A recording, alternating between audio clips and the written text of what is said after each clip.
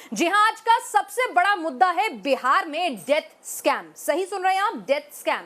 और इसे हम डेथ स्कैम क्यों कह रहे हैं ये भी आपको बताएंगे, क्योंकि जब देश में कोरोना की दूसरी रफ्तार जो है वो सुस्त पड़ने लगी थी, मौत के आंकड़े कम हो रहे थे, तो देश में पिछले 24 घंटे में 6000 से ज्यादा मौत के आंकड़े ने हर देशवासी को चौकन्ना कर दिया, स्तब्ध कर दिया। सब डर गए कि अचानक ये हुआ क्या। उसके बाद पता चला कि ये आंकड़े तो अकेले 4000 मौतों के बिहार के हैं। तो बिहार में क्या ये जो कोरोना की सेकेंड वेव है अचानक से पीक पकड़ रही थी? नहीं। जब और खंगाला गया मामले को तो पता चला, कोर्ट की फटकार के बाद जब जांच के आदेश की बात सामने आई तो बिहार ने जो आंकड़े छुपाए थे वो जारी कर दिए और बैकलॉग इकट्ठा होकर ये 4000 मौत पे आ गया।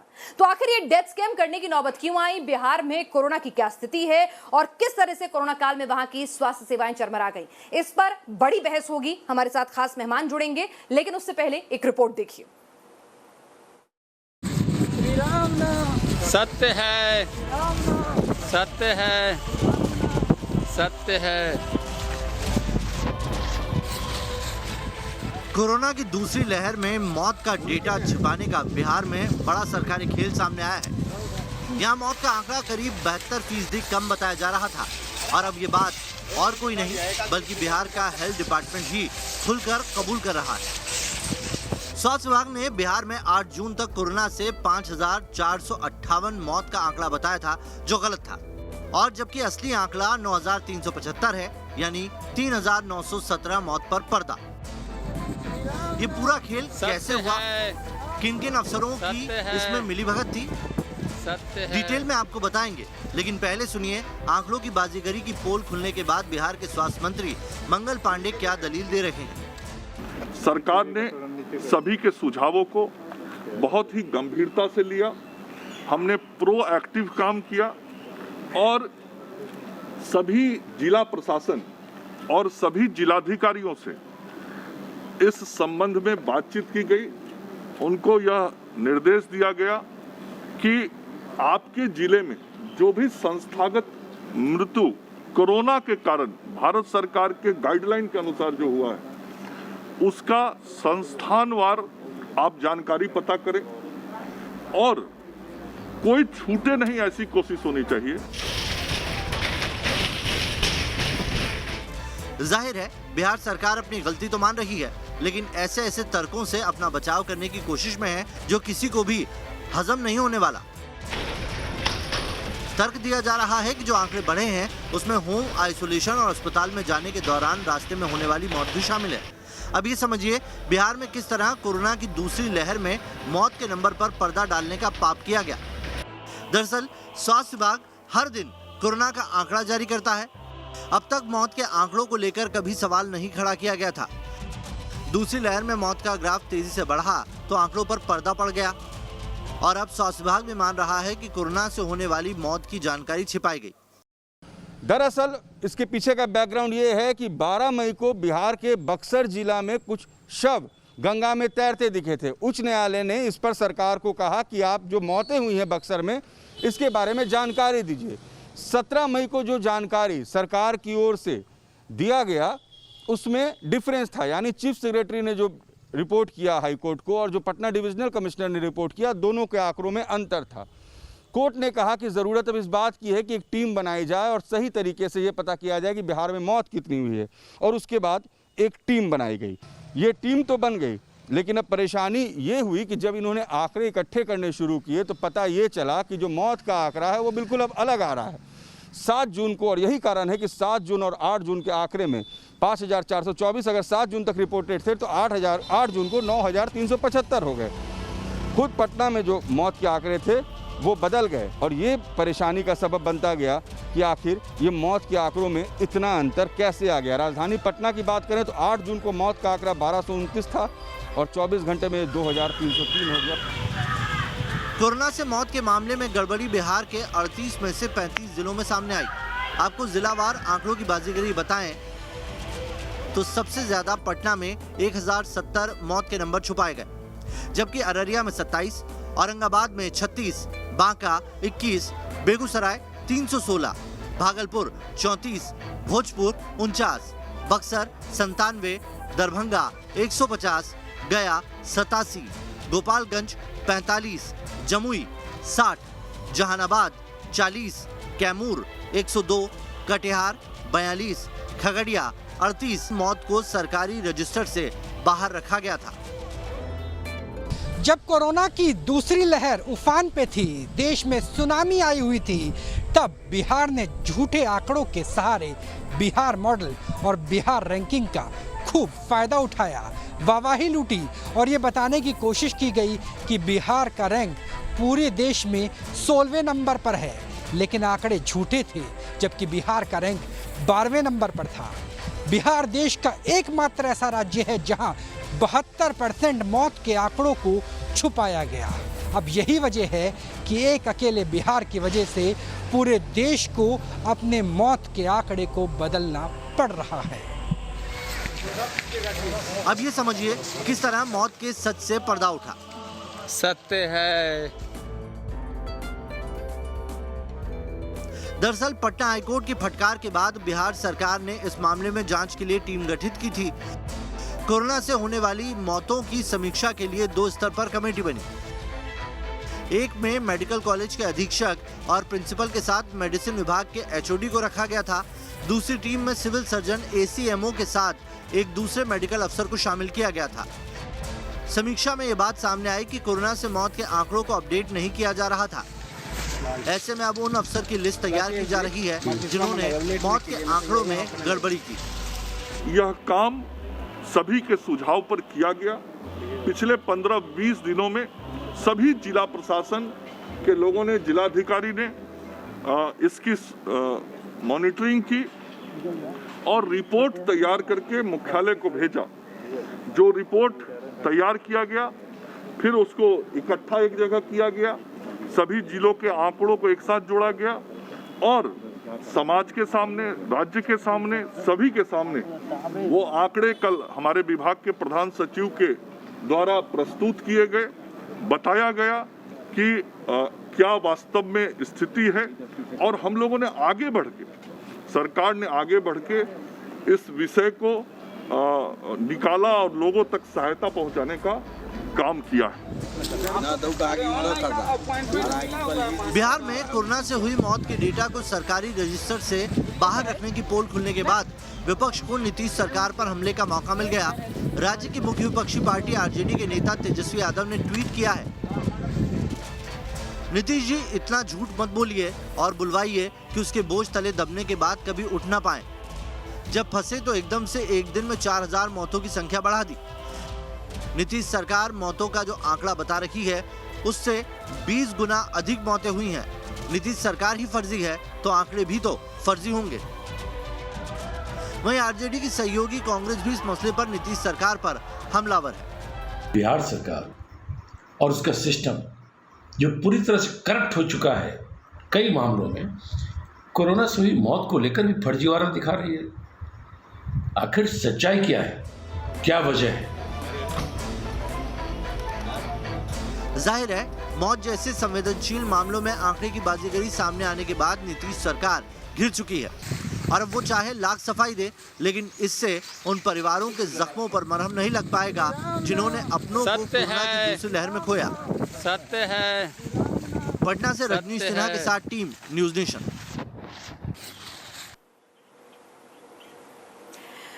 तो आज सवाल तीखे होंगे, बिहार में आखिर हो क्या रहा है? लाशों पर भी वो लोग स्कैम करने से बाज नहीं आ रहे हैं। किस तरह से जब पूरा देश कोरोना में त्राहिमाम कर रहा था, उस वक्त बिहार सरकार अपनी इमेज बिल्डिंग और अपनी इमेज बचाने में लगी हुई थी, जबकि पूरे देश को यह पता है कि बिहार की स्वास्थ्य व्यवस्थाएं कितनी बदहाल हैं, वहां पर डॉक्टर्स का रेशो देश के मुकाबले कितना कम है, अस्पतालों की और पैरामेडिकल स्टाफ की क्या हालत है। लेकिन बिहार सरकार ने ऐसा क्यों करा और क्यों ना उसके खिलाफ कड़ी कार्रवाई की जाए? ये स्कैम नहीं है तो फिर और क्या है? इसी पर चर्चा करने के लिए हमारे साथ खास मेहमान जो हैं इस वक्त जुड़ रहे हैं। हमारे साथ गुरु प्रकाश जी हैं, नेशनल स्पोक्सपर्सन बीजेपी के। हमारे साथ डॉक्टर नवल किशोर हैं, आरजेडी से प्रवक्ता। हमारे साथ अर्जुन देशप्रेमी जी हैं, जेडीयू के प्रवक्ता। अर्जुन जी, बिहार में नाना तरह के घोटाले सुने थे, बिहार के पिछड़ेपन को लेकर न जाने कितने आंकड़े मौजूद हैं, लेकिन लाशों पर राजनीति, लाशों का स्कैम, इससे ज्यादा बुरा क्या हो सकता है? क्या नौबत आ गई आपकी सरकार को अपने सुशासन की ऐसी छवि बचाने की कि लाशों का कारोबार करने से भी आप गुरेज नहीं करें? लेकिन मैं सबसे पहले एक चीज क्लियर कर देना चाहता हूँ कि ये जो स्कैम शब्द का इस्तेमाल किया जा रहा है, वो स्कैम शब्द को इस्तेमाल नहीं करना चाहिए। उसके पीछे एक तर्क है, ये कोई घोटाला नहीं हुआ। हमारी सरकार ने खुद आगे बढ़ के ये इस भूल को, या जो कंपाइलेशन था, कंपाइलेशन एरर कह लीजिए, या जो आंकड़े नहीं आ पाए सिस्टम में, उन आंकड़ों को इस सिस्टम में लाके और उसको बाकायदा घोषित किया है। ऐसा नहीं हुआ है कि किसी ने पर्दाफाश किया है, कोई सर, कोर्ट की फटकार के बाद वो आंकड़े रातों रात आ जाते हैं, 10-10, 20-20 दिन पुराने आंकड़े। सर, स्कैम नहीं कहूं तो और क्या कहूं? स्कैम में क्या होती है? आंकड़ों की बाजीगरी होती है, गड़बड़ झाला होता है, घोटाला होता है, या मौतों का घोटाला नहीं तो और ये क्या था? अपनी छवि चमकाने के लिए, आंकड़े छुपाए नहीं गए तो और क्या किया गया? और जैसे ही पटना हाईकोर्ट की फटकार लगी, कहा गया कि जांच की जाएगी, तब ये अचानक से सब कुछ ठीक हो गया। देखिए, ऐसा नहीं है कि ये कोई अनहोनी चीज जो है जब हुई है, उसमें बहुत सी चीजें धीरे धीरे सामने आ रही है। हमारी सरकार उसकी जांच कर रही है। जांच करने के बाद जो फिगर आया है उसको अपडेट किया गया है। सेम चीज दिल्ली में हुई है, सेम चीज महाराष्ट्र में हुई है। वहां भी आंकड़ों में विसंगतियां पाई गई थी। आप दिल्ली का मामला देख लीजिए, वहां भी ऐसा नहीं हुआ था कि वहाँ कोई दिल्ली और महाराष्ट्र में एक दिन में 4000 मौतें हुई, ये नहीं समझ में आता है। ऐसा नहीं हुआ है। बैकलॉग होता है 10 का, 15 का, 20 का, 25 का, 30 का। 4000 का बैकलॉग? नहीं, ऐसा नहीं है, ऐसा नहीं है। 4000 का बैकलॉग सर? नहीं, 4000 का बैकलॉग एक दिन का, 2 दिन का नहीं है। ये पूरी वो भी कोर्ट की फटकार के बाद बैकलॉग सर। देखिए, जो भी चीजें हैं हमारी सरकार की मंशा भी देखिए, तो रोज आता जाता ना। बैकलॉग जो है ये 15 दिन पूरा हम जो दोनों समितियां थी, दोनों समितियों ने पूरा टाइम लिया। दुनिया में ये मैसेज जाए, देश में मैसेज जाए, बिहार में सुशासन है जी। बिल्कुल सुशासन है हमारे राज्य में। दूसरे जो जैसे आरजेडी की सरकार थी, कांग्रेस की सरकार थी, उसमें घोटाले होते थे, घोटाला नहीं हुआ है। देखिए, हमको इस शब्द से ही आपत्ति है, ये घोटाला नहीं है। मरने वालों की लाशें गिनने में हुआ है, टाइम लगता है भाई। नहीं, लाशें गिनने में पूरा का टाइमिंग देखिए, कोर्ट की फटकार पड़ी। अच्छा, कंपाइलेशन हुआ है। कंपाइलेशन कब से हुआ? कोर्ट की फटकार के बाद 23 तारीख के बाद से समितियां जो है उन्होंने इसको चेक करना शुरू किया। जो फिगर आए, फिगर हमने नहीं छुपाए हैं। ऐसा कोई घोटाला नहीं है कि हम फिगर छुपा रहे हैं, हम बता नहीं रहे। किसने बताया फिगर? भी तो हमने बताया ना। ऐसा तो नहीं था कि हम कह रहे हैं कि नहीं जी ऐसा तो कुछ हुआ ही नहीं। और देखिए, आप एक चीज नोट कर लीजिए, और ये खूबसूरत इत्तेफाक है कि कोर्ट की फटकार लगी और फिर फिगर आ गए, आपको अचानक से कंपाइलेशन याद आ गया। नहीं, आप जो है एक चीज को लेके जो बार बार कह रही हैं, ये भी खूबसूरत इत्तेफाक ही होगा ना, इसे नहीं खूबसूरत। देखिए, आप सब मुद्दे पे आप जिस तरह के शब्दों का इस्तेमाल सर, मैं एक चीज को लेकर इसलिए कह रही हूँ, जब ये सुबह आंकड़े देखते हैं ना, और दिल धक से रह जाता है कि आखिर कहाँ 6000 लोग जो हैं, कहां पर क्या हुआ देश में ऐसा, और फिर पता चलता है 4 तो बिहार से हैं।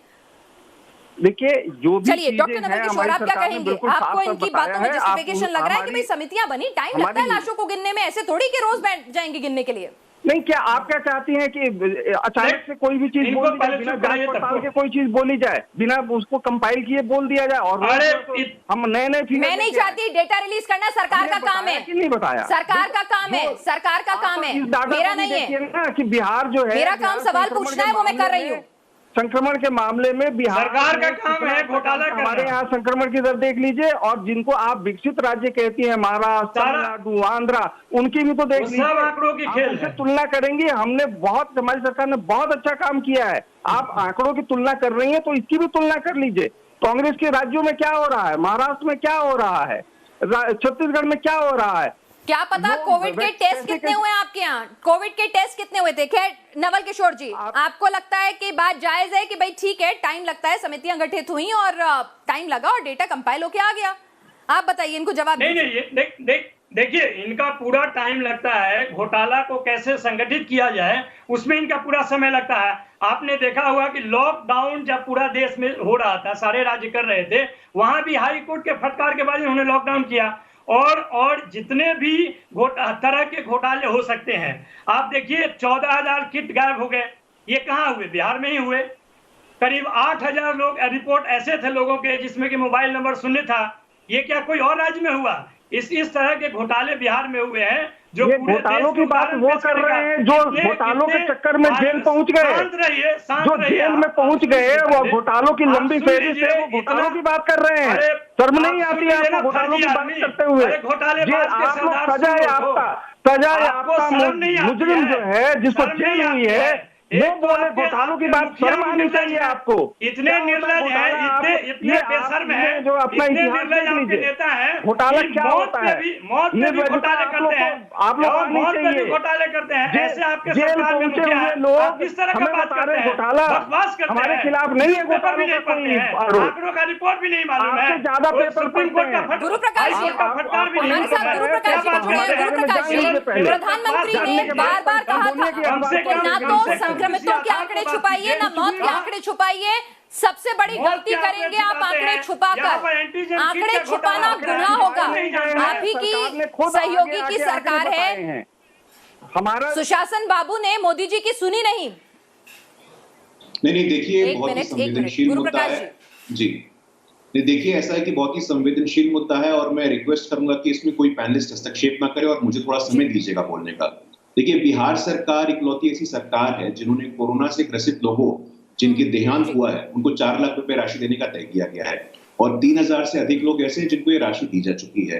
तो बिहार सरकार यदि उसके मन में कुछ होता तो स्वास्थ्य सचिव जो कि एक सीनियर IAS अधिकारी हैं, उन्होंने स्वयं प्रेस कॉन्फ्रेंस किया है, उन्होंने स्वयं प्रेस कॉन्फ्रेंस करके आंकड़ा बताया है। तो मुझे नहीं लगता है कि इस अर्ध सत्य को बहुत ज्यादा बल देने की आवश्यकता है। लगातार हमारी सरकार ने कहा है कि भाई हम उनके लिए प्रतिबद्ध हैं और आप बात करते हैं कि भी आंकड़े छुपाए गए।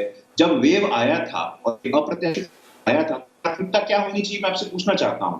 प्राथमिकता ये होनी चाहिए कि जान बचाई जाए। आंकड़ों को तो हम बाद में आकलन कर सकते हैं। अभी जो आंकड़े आए हैं, जो हम लोग के सामने हैं, हम लोग ये सुनिश्चित करेंगे कि जिन जिन परिवारों में कुछ भी हताहत हुआ है उन सब तक आर्थिक सहयोग और सहायता राशि के माध्यम से उनको मदद की जाए। मैं आपकी लिमिटेशन समझती हूँ, मैं आपकी लिमिटेशन समझती हूँ। आपके सहयोग से सरकार चल रही है, लेकिन आप प्रधानमंत्री के उस गुजारिश को भी जो उन्होंने तमाम राज्यों के CM से की थी कि देखिए हमें कोई दिक्कत नहीं है अगर आपके आंकड़े बढ़ रहे हैं, चाहे वो मौत के हों चाहे वो संक्रमण के हों, छुपाइए नहीं, सही डेटा दीजिए, कोई छवि की चिंता मत कीजिए, क्योंकि देश एक महामारी से लड़ रहा है, उसके लिए सही डेटा बहुत जरूरी है।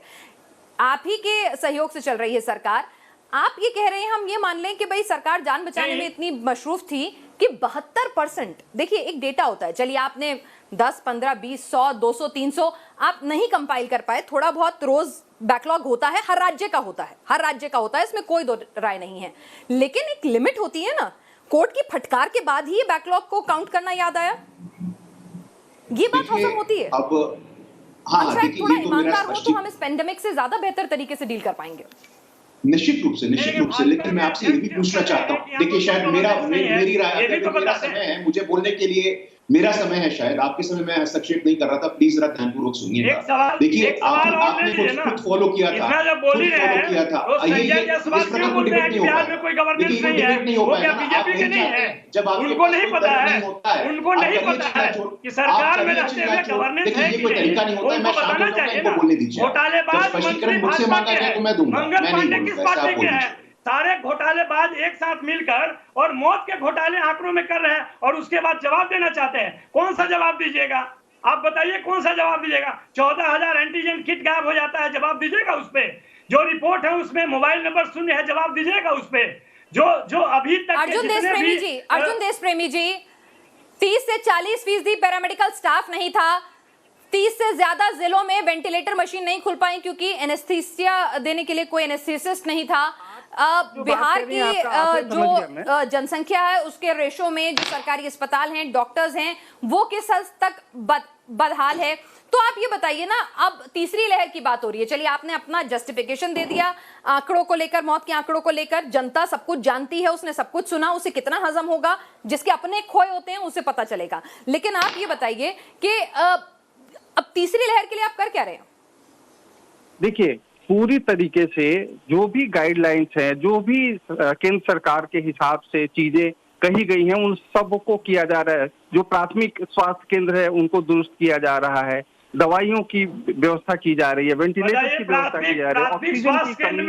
गाय और भैंस से आपको नहीं पता है प्राथमिक स्वास्थ्य केंद्र किराए पर दिए जा रहे थे? आपको पता है वो कौन से कहाँ लोग छोड़ के गए थे आप बिहार को? थे जो कि प्राइमरी हेल्थ एक दिन में बिल्डिंग बनती है, आपने 15 साल में जिस तरह से गड्ढे खोदे ना, जिस तरह से आपने गड्ढे खोद रखे थे, उसको भरने में कितना समय लगता है आपको पता है क्या? बिल्डिंग जो है, बिल्डिंग एक दिन में हो जाती है, बनाने में बहुत टाइम लगता है।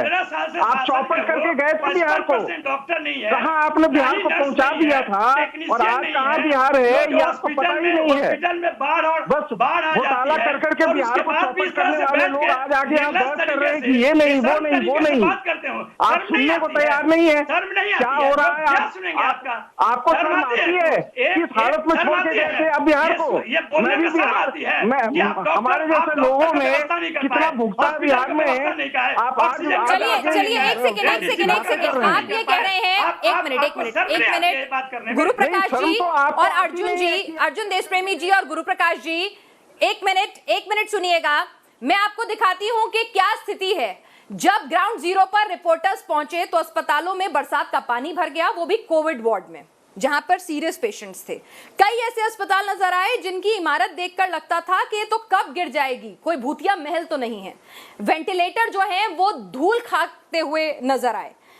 बिहार में वाकई में आप ये बात मानने के लिए हम मान लें ये बात कि ना तो बिहार में संक्रमण हुआ और बिहार में सब कुछ अच्छा है, ऑल इज वेल।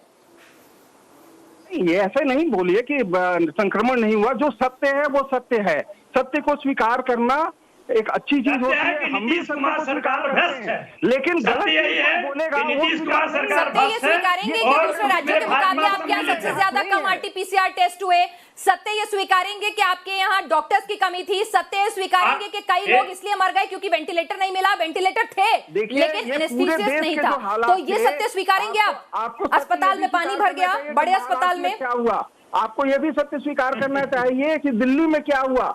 आपको ये भी अरे हास्यास्पद है, अपनी बात तो करते नहीं हो, पूरे दिल्ली और बॉम्बे घूमते रहते हो। मतलब अच्छा ठीक है, बहुत अच्छी बात है। दिल्ली में क्या हुआ, महाराष्ट्र में क्या हुआ, इसीलिए नहीं बहुत बढ़िया। तुम्हारे यहाँ 4 मरे, मेरे यहाँ 2 मरे, इसीलिए मैं बहुत अच्छा हूँ। ये कौन सा तर्क है साहब? अभी तो आपके और डेटा आएंगे तो क्या निकल कर आएगा। बहरहाल रजनीश सिन्हा हमारे संवाददाता ग्राउंड जीरो पर मौजूद थे। रजनीश, क्या बिहार ऐसे ही पिछली बदहाल सरकार से थोड़ा सा बेहतर करके अपने आप को अव्वल नंबर दिखाता रहेगा? आप तो ग्राउंड पे मौजूद थे कोरोना काल में, क्या वाकई में स्थिति इतनी अच्छी थी जितनी यहां पर दिखा रहे हैं सरकार के नुमाइंदे?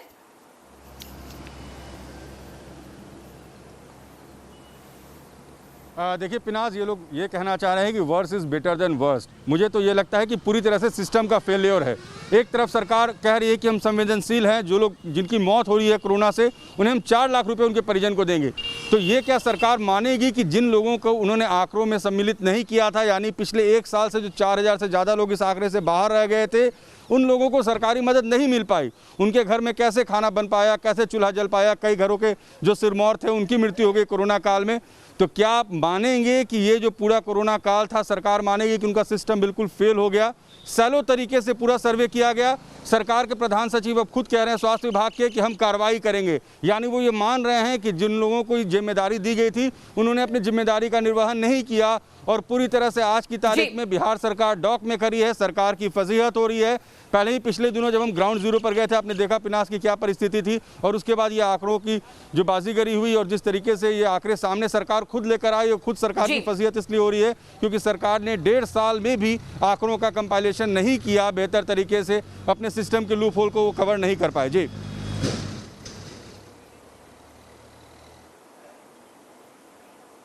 किसी के अपने चले गए, किसी ने अपने पिता, अपने पति, अपने बेटे को खो दिया, लेकिन यहां पर आंकड़ों की बाजीगरी दिखाकर खुद को अव्वल नंबर साबित करने की कोशिश की जा रही है। साहब आपसे गुजारिश है, तीसरी लहर मुंह बाए खड़ी है, कम से कम इंतजामात कीजिए, ना कि यहां पर ऐसी सफाइयां दीजिए जो गले से नीचे ना उतरे। आप सभी इस चर्चा में शामिल हुए, आपका बहुत बहुत शुक्रिया।